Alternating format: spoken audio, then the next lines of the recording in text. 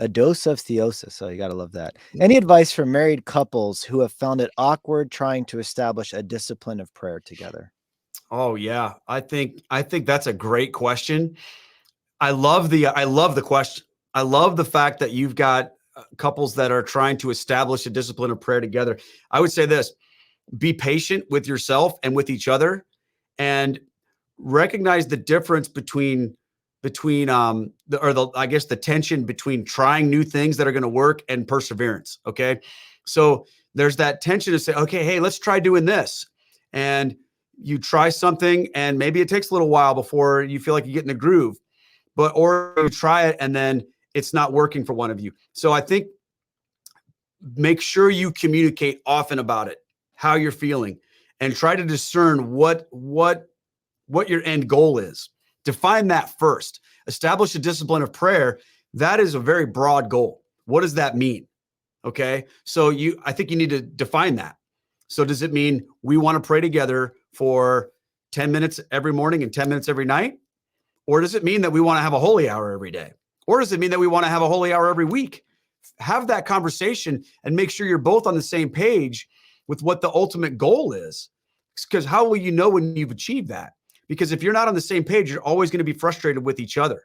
You're gonna be like, look, I'm trying to do this prayer thing, and you only want to pray the rosary once a week. And for the other person, they might be thinking, yeah, isn't that enough? So try to put some skin on that discipline of prayer. What does it look like? And then communicate with each other and make sure that whatever you step into is something that caters to both people. My wife and I, we do the rosary together every day, was part of the rosary crew. We have a holy hour every week. But her and I have totally different personal prayer lives beyond that. One year I did the Liturgy of the Hours during Lent every day. If I tried to get her to do that, it would be a disaster.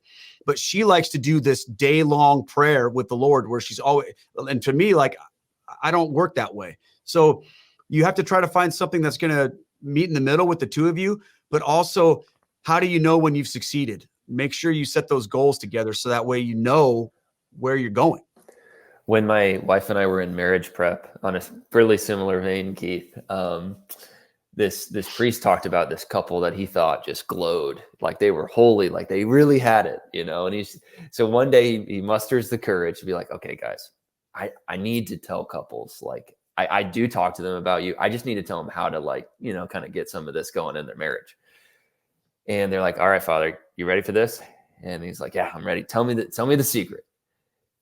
And they were like, we say the Our Father before bed every night. That's it. And I was just so struck by that because my before this question, I would just not be afraid to start small, especially, I guess this is where I'm at in my state of life. Got really young kids, more young kids coming. It's just like life is full, and just don't be afraid to start small. So one thing, just like say a Hail Mary, say an Our Father, something. Doesn't need to be super profound, doesn't need to take a lot of time. And just let the Lord work with that, and it does take courage too, to just be like, hey, would you say Hail Mary with me? Not to be afraid to ask, and most of the time I think she'll be up for something as simple as that.